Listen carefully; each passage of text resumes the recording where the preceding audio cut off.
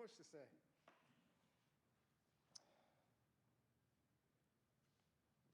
Obviously, this is a heck of a football game. Two really good teams. We've been close, trying to get to where we're playing at our best. Still haven't played a complete football game. Showed a lot of signs. Told the guys in the locker room, you know, you don't always get what you want, right? Like the Rolling Stones say, man, sometimes you get what you need. And I think we needed that. We need to be ahead and fight through adversity and find a way to win against a really good football team. Can't say enough about our crowd, our fans, our student section, the alumni. Got some juice from the 70, 71 Rose Bowl teams. Heisman Trophy winner, All-American, first-round draft pick Jim Plunkett gave the guys juice on Friday. Guys in the locker room, so much resilience. They're all hurting still. Bryson Tremaine. But it wasn't just on our side, both sides lost some really good football players. Guys got hurt in a very, very physical game. But proud of our guys, they're able to find their way back. You know, we needed that feeling, and that's because that's the feeling that Oregon has, that they've earned. They've been down, and they had so much confidence they can go back and win. It was great for our guys to be down and have that questioned and to come back and win. It was great. I was pretty animated on the sidelines a couple times. I do believe the game was officiated well. There are some conversations I think we need to have, speaking as a head coach at Stanford, but also as the guy who leads the rules committee for the NCAA. The definition of disconcerting signals. What constitutes that foul? Those are the conversations that we were trying to have. We've never jumped offside so much in a game. So that, I think, needs to be talked about. It'll be talked about behind closed doors, so don't expect me to give you any answers. But that's what I was animated about on the sidelines a couple times. You know, I think we have to clarify that rule. Besides that, can't say enough about our young quarterback. Did not play perfectly, did not play his best game, but doggone it, he is special. He's special. Offensive line against a very, very good front. We won some battles, we lost some battles, but when we needed it at the end of the game, pass protection was awesome. Awesome. You know, we got a foul on the quarterback. Tanner had to come out, get checked out, came back in, and from then on it was great. So can't say enough about the resilience of our guys in all three phases. Still not a perfect game for us. That's our challenge next week. We have a short week against an extremely good Arizona State team. We have to get rest and recuperated, see who's healthy, just find a way to get back next Friday night and play hopefully our best game of the year. Questions? David, can you talk about, sort of articulate the emotional swings of that game to have the lead at halftime, to obviously be very ineffective most of the second half, and then rally the way you did? What was that overtime like? What was the locker room like, sort of emotionally? Well, first of all, I apologize to, you know, my parents, you know, everybody over the age of 70. So sorry for you all. The ups and downs, and it was hard. It was hard because we played so well at the beginning and should have had more points. And then to see a really good team storm back and be down again. But that key word, resilience, it's the mark of a successful team. It's a mark of a successful person. How can you withstand the storms that life gives you? How can you withstand the difficulties that a game presents? And our guys took it on the chin quite a bit. But then we fought back and made some big plays. John Humphries, first of many touchdowns. Elijah Higgins, can't say enough about his way to battle back through a lot of difficulty. You know, Ben Urasic coming in and making some big plays as well. Austin Jones, needed Austin Jones back, came back and made a big play. Isaiah Sanders missed most of the last game, came back healthy this week, got a touchdown for us. The guys up front against a really, really good defensive front at Oregon, I thought played great, really, really battled. You're going to lose some plays against those guys, but our guys came back and fought. Yeah, what is it about Tanner that allows him to thrive in those pressure situations down at the end? Yeah, that's one of those things that we take zero credit for, right? That's what he brings to the table as a person. That's his upbringing. It's a combination of nature and nurture. He's a positive human being. Things are going great, he's positive. Things are going bad, he's positive. And the guys feed off of that. It's not for show, it's genuine. It's just who he is. And his ability to stay calm, but still be excited, right? That's infectious on our offense. Hey, Coach, congrats on the win. I wanted to ask you about those last 2 drives. Once you had those consecutive false starts, you guys had 0 total yards of offense in the second half. How did you guys turn it around so quickly and score a touchdown on that drive and score another one in overtime? Well, rewind to my comments from a few minutes ago. I'm saying just enough not to get fined or get in trouble, right? But, when the defense is shouting signals while the quarterback is in his cadence, that's what we need to talk about, and I could be dead wrong. Maybe those things aren't going to get called. Well, if they're not going to get called, then everybody in the league, everybody in college football should do it. Should do it every single snap. So that's tough. That's tough. Would love to tell our guys not to jump. We jumped, right? We jumped when they made their calls. So that's something that I think we just need to talk about. But once again, when we had to make plays, our guys went out there and made plays. Got it into overtime, and then to win it in overtime. Those were just big plays by some great football players. I guess, what did you like calling the fades, end of regulation? I think you had a couple to John, and then obviously the one that tied the game, especially with Bryson out. What made you, think that would be a good one? Yeah, those that have watched Stanford football over the last 15 years, since we came here with Coach Harbaugh, and I was the offensive coordinator, and when I took over, J.J. Arcega-Whiteside, Kobe Fleener, Zach Ertz, Bavine Toilolo. We've had a lot of guys that go up and get the ball. And Bryson Tremaine is right up with the best of them. John Humphries is going to be right up there with the best of them. Elijah Higgins, right up there with the best of them. Across the board, we got 2 6'5" tight ends, a 6'5" receiver, a 6'4" receiver, and a 6'3.5" receiver who's 235 pounds. So we're going to test people outside, right? We're going to test people outside. And if we don't make one, guess what? We're going to come back and do it again. Have that much faith and confidence in those guys. We work on it all the time, and it's great to see those things pay off for us. Can you take us through the day defensively, the first half, much of the second half, and what it took to finally finish it out? Well, I don't know what the stats say. I'm not really worried about the stats. I thought this was possibly our best defensive game. There's going to be a lot of rush yards out there, but I'm talking about the way we played in the first half was awesome. Right? These guys are good. They're big up front. They run the ball. They got 2 outstanding running backs and a running quarterback. It's very, very difficult. And we got some big-time stops. We got some tackle for losses. We got some negative plays. We took the lead and kept the lead and extended the lead. And we could only do that because we got defensive stops. That was big time. Second half is more the offense than the defense. You give this offense this many opportunities, they're eventually going to score. They're eventually going to go down the field. The sputtering offense is really what kept the defense out there too long. Thought Coach Anderson and the staff put together one heck of a plan. There's a principle I have. I've said this before, and I truly believe it, that you're still a freshman until you play 12 games, right? So who did I just describe? All 4 of our inside linebackers. None of them have played 12 games yet.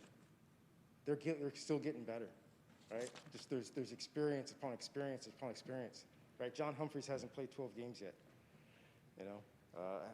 Part of our secondary that rotated in hasn't played 12 games yet. So none of our tight ends, really, outside of Tucker, have really played 12 games yet. So we got a group of guys, the meat of our football team, they're still kind of in their freshman year, in my opinion, right? So I'm hoping by the time we get to midseason and beyond, all of these reps, all of these practice reps, all these game reps are going to start to compound, and I think we're going to see cleaner, better play by all those guys.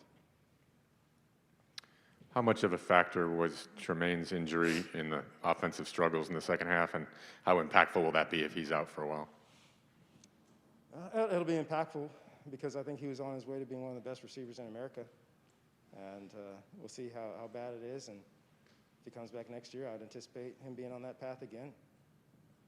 The catches he makes in the end zone, I don't know if there's anybody better in America inside the 15-yard line. It's phenomenal. That really didn't have much to do with our struggles. It was hard. It was difficult. We scored on that drive. The difficulty was just the false starts, the negative plays, right? And this is a rhythm defense, right? They get you, then they blitz you, and they blitz you, and then you have to block number 5. You got to block number 1. You got to block all these guys, and it became difficult. We didn't establish anything. We didn't get anything going offensively.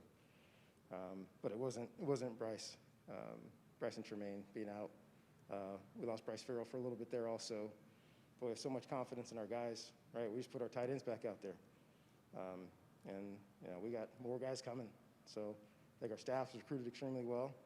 So we talked about at the beginning of the year. It was 2 years ago when we were really, really low and not deep. That's when we made some tough decisions to build the depth of this football team. So when guys get hurt, hey, we roll guys out there and we keep playing. Yeah, Coach, could you talk about the 10-0 start you guys got off to? Last week it was kind of the opposite. You guys got off to a slow start, then second half. What was the key to getting off to a much better first half start this week, do you feel? I wish I knew. I wish I could bottle it up because I would do it every week. I think the magnitude of the game helped a bunch. I think we did some good things this week to keep our guys fresh.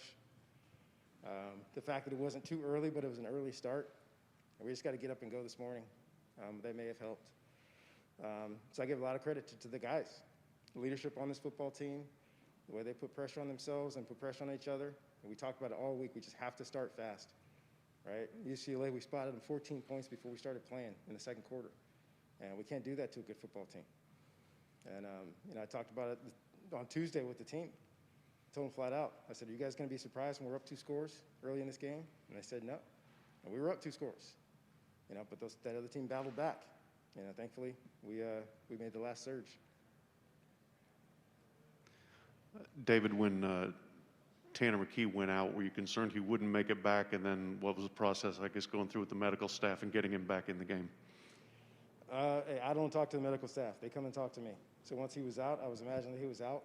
I know what plays Jack West likes. We keep a list of the plays that our quarterbacks like. We're in the 2-minute drill. So I know we're going to some certain plays versus their coverages, plays that Jack knows extremely well. So I didn't bat an eyelash. We put Jack out there and run the plays that we need to run. Short week now with the plane ride thrown in there for good measure. Given that, how long do you celebrate this one before you have to start turning your attention to A-State? If you're asking me, I'm done. I'm watching Arizona State tonight. Told the guys the next 48 hours are big for us. The guys who played a lot of snaps tonight, they got to get off their feet. Sunday, they got to come in and get treatment. They got to rest. Monday is a modified Monday for us because we have to get some good work in. But we're going to cut that down. Tuesday, we're going to cut that down. So Monday and Tuesday will be highly modified for us, slightly physical, mostly mental. And then we'll have a walkthrough day and we'll get on the plane. So really, really tough, long physical game today. So the most important thing is our guys getting our legs back so we can go play next Friday night. Can you talk about what you saw from Gabe Reid today? Yeah, Gabe's having his best season. I don't know if that'll bear out statistically, but the wisdom, the age, the experience, it really shows. He's playing great, giving great energy. We've needed his leadership. I think he and Stephen Herron and Jordan Fox, kind of all 3 of those guys play a lot of snaps on the outside from the outside linebacker position. They've all had their days where they've played great. So I really appreciate those guys, in particular Gabe, with his experience helping that group out.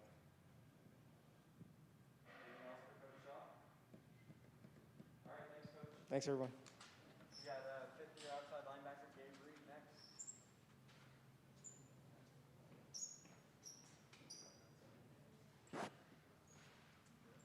We'll go straight to questions for Gabe, so go ahead and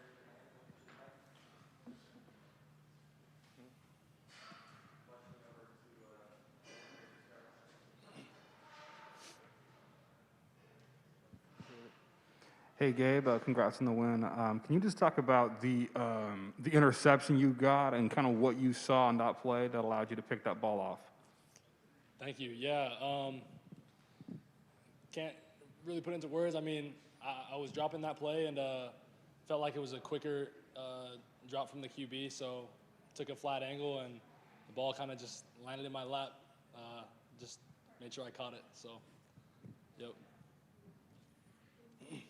Given the emotional swings of being up and then not doing much in the second half and then suddenly rallying at the end, given all that, what was the emotion like on the field when the students came on and then in the locker room afterward? Yeah, we were all on cloud nine, man. Just pure joy. Like you said, there's a lot of ups and downs, but we try to stay consistent with our energy, with our passion, and we like to think that we deal with adversity well, and we're ready for those moments. So when they made a run in the second half, we try to stay grounded and just super proud of how we finished the game out, both on offense and defense, and special teams as well. So. Yeah, Gabe, what were some of the points of emphasis defensively coming into this one against Oregon, and how close do you think that the defensive unit as a whole came to meeting those benchmarks? Yeah, great question. I think obviously Oregon every year a lot of weapons on offense.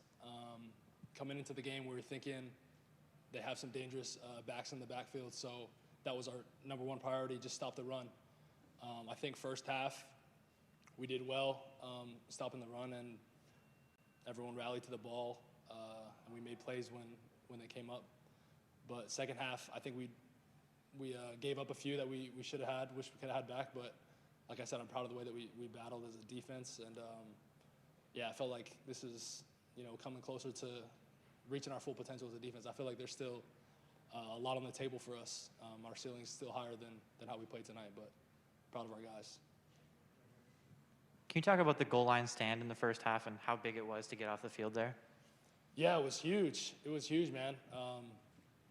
Definitely have been on the other end of goal line stands when the offense is able to get it into the end zone. So we were just happy that everyone did their assignment. We got a surge from the D-line, and everyone fit their gaps right, and we were able to knock it back. So it was a huge play, especially coming into halftime, just to have that momentum and continue to build off of the solid first half start that we already had. Gabe, on the topic of running backs, how physical of a challenge were guys like Troy Dye and C.J. Verdell, and are they kind of similar to what you guys saw against UCLA as well? Yeah, I mean, the crazy thing about playing in the Pac-12 is every week we face, tough physical backs that run hard. So I'd say those are two of the best backs that we faced, and they were definitely weapons, a load to try and bring down. So we really tried to emphasize like gang tackling, getting everybody to the ball, and trying to bring those guys down because they're tough to take one-on-one. Anything else? Oh, one more.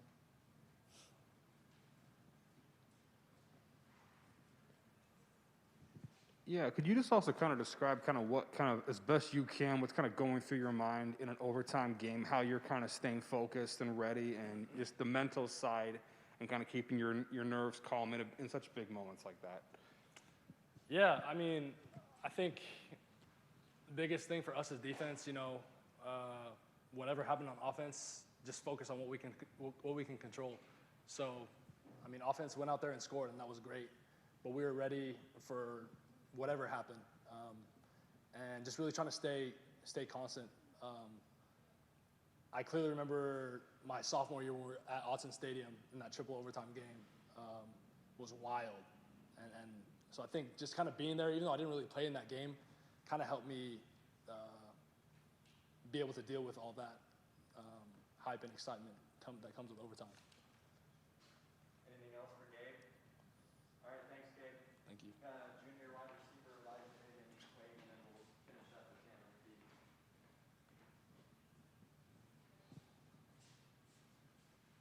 Go straight to the questions for Elijah. How you guys doing? Good. Can you just describe the touchdown play to tie the game and just what the mood was like in the huddle on that drive. You guys hadn't done much at all in the second half, and then obviously came through when it mattered. No, I can't describe it perfectly, but I can say that when you see dudes making plays, when you see Ben Yurcek making a play, when you see Brad Archer making a play, when you see John Humphries making a play, it's one of those things where you know we're all just ready to go. Everybody's ready to catch the ball, and we're driving down. And then when it came to it, Coach called a play at the end of the game. Tanner peeked over, and we knew that it was going to come this way. And, I mean, it just happened. And then after that, we said we got to lock up on defense, do our thing, and we win the game. So that's how it went down. Elijah, talk about the toughness of your quarterback, Tanner McKee. I mean, have you seen his toughness like go up another level, especially on this day? He's a gritty dude. I mean, I think he knows that he's established himself as one of the top leaders on his team, and he knows that if he's able to play, if he's able to be on the field and he's able to contribute, we need him on the field to win the game. And that's just him being him. I mean, he's not doing anything extra. That's what we expect out of him. That's what he expects out of himself. He gets on the field, he does his thing, he leads the team, and you see what he did out there at the end of the game and throughout the game as well. So.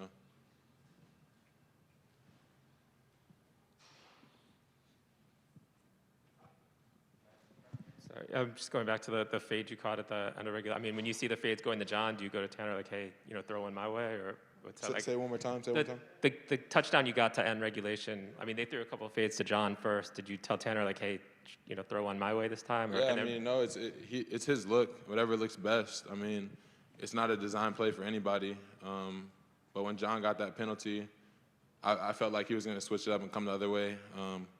I saw the look on the defense. I saw the safety go inside, and I knew the ball was coming. I saw Tanner peek over, like I said, right before the snap. And I knew I just had to do what I had to do on the route and body up the corner and just go up and grab the ball.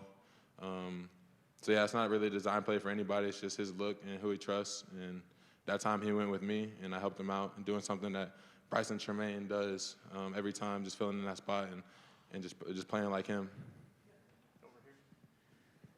Elijah, what does this win say about this team? I think more than anything, it says that we do what we preach.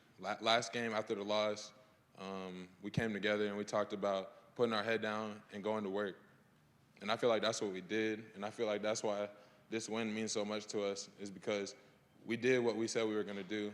And when the game got tough, I feel like we still fought. Sometimes we kind of lose track of what our goal is in the game, and we stayed on top because we know that losing feeling feels like. And I told everybody that we don't like that feeling at all. Nobody likes to lose, and if you do like to lose, you're playing the wrong sport. You know what I'm saying? So I feel like more than anything, like we just adopted that mindset of we got to do whatever it takes to win the game, whatever it takes. And the game is not over until it's 0-0-0 on the clock. So I think that's something that we got to continue to preach, something that we're going to adopt as a team, as a program, especially after this win, that anything is possible. You know what I'm saying? Like, if we're down by a touchdown with 1.5 minutes left, like we still got what it takes to do it because we've done it before. We've done it against the number 3 Oregon team. So we know what we're capable of now, and now we understand we can go into games when it's close. We can go into it with that confidence. You know what I'm saying? So I'm excited for our team and what this means for us as well. Yeah, Shaw said he didn't really have a good answer for this one. Maybe you guys, as the players, have a better answer to this question. You guys got off to a 10-0 start, very different from last week and what you guys got down. What was the difference this week in terms of getting off to a good start early, do you think? I mean, we just came out and did what we do. Last week, we didn't do what we do, obviously. Like, we went 5 drives in a row, I think it was 5 drives in a row with 3 and outs. That's not what we do. That's not what we do at all. That's not how we practice. That's not how we play. And what we did today was we came out and we showed and we put on the field what we do. And it's not a hoax either. To tell all y'all in here right now, it's not a hoax. That's what we do. So last game, when we went 5 in a row, 3 and out, we were pissed. because that is not what we do, and that's not who we are. What we did tonight is who we are. That is who we are.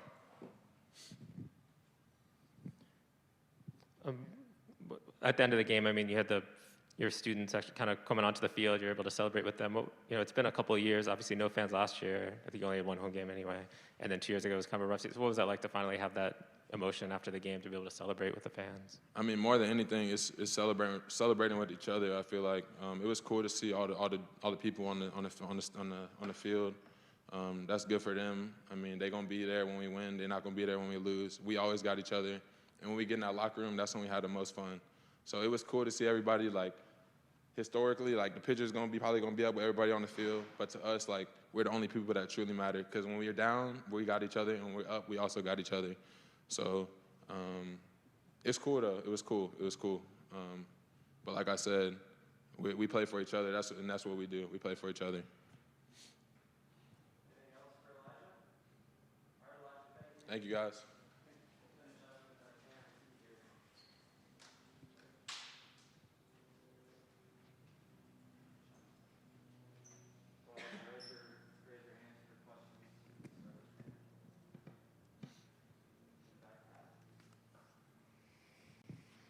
If you could just tell us everything that happened in the last drive of regulation. The last drive? Yeah. Last drive. So obviously we knew we had to execute, had to put points on the board.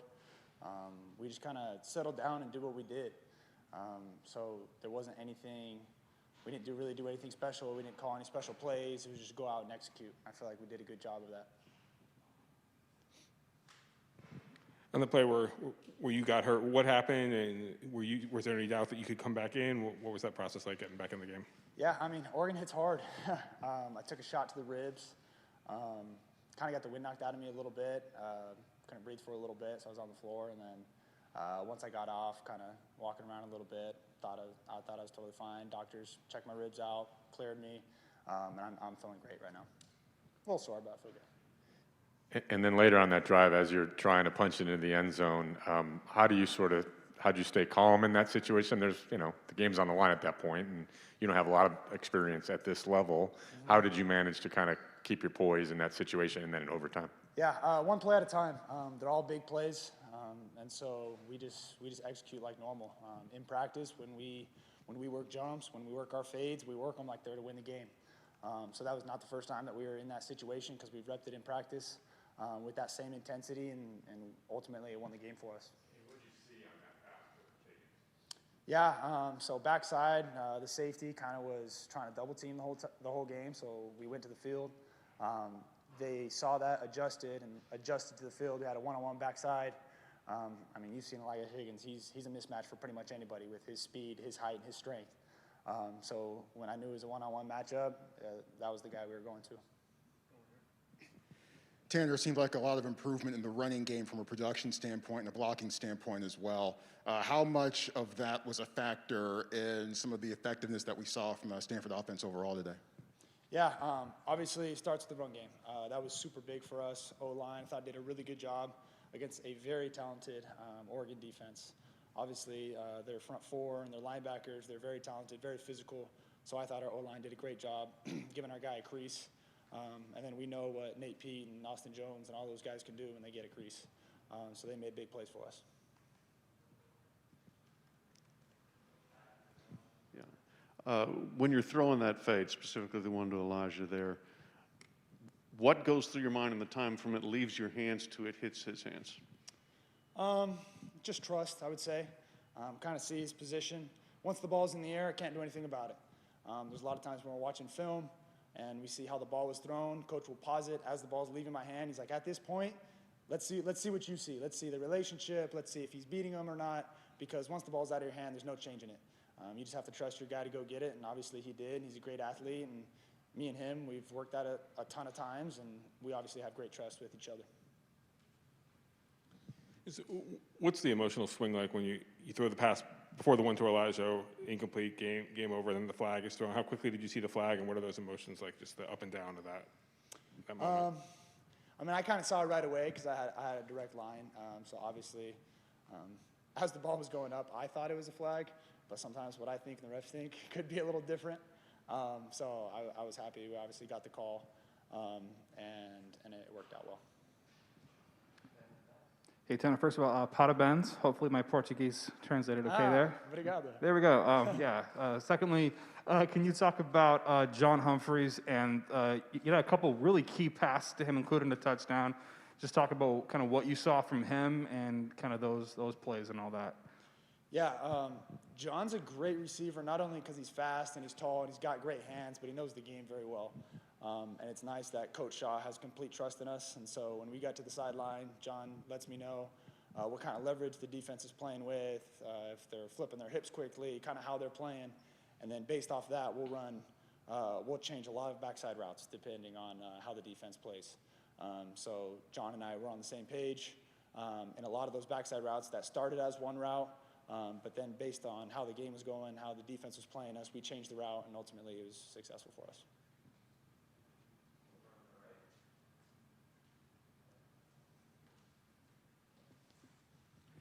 Tanner, returning to the topic of going against Oregon's defensive line, I mean, arguably they have a potential #1 overall pick in Kayvon, and this offensive line just kept them in check throughout the whole afternoon. So, you being a quarterback, how much do you love that? How much do you love to see your tackles, keep a guy like that in check? I mean, that's huge. We knew coming into the game that it was going to start up front. And obviously, as a quarterback, I can't do anything if the O-line doesn't do their job. They know that's where it starts. And so I thought they did a fantastic job. Obviously, it makes my job possible and a lot easier. And I thought they did a great job all night. So I really appreciate them. Anything else from Tanner? Troy in the back. I asked Coach Shaw this. I want to get your thoughts on this as well. Short week, obviously. How long is the celebration for this one, and when does the prep start for A-State? Prep starts right now. We already got our cherry juice in, our protein, everything like that. Recovery starts. The preparation really starts right now. It's good, but it's kind of the expectation to win. So we have to turn the page and start preparing for the next week. All good with Tanner? All right, thanks, Tanner. Awesome. Thank you.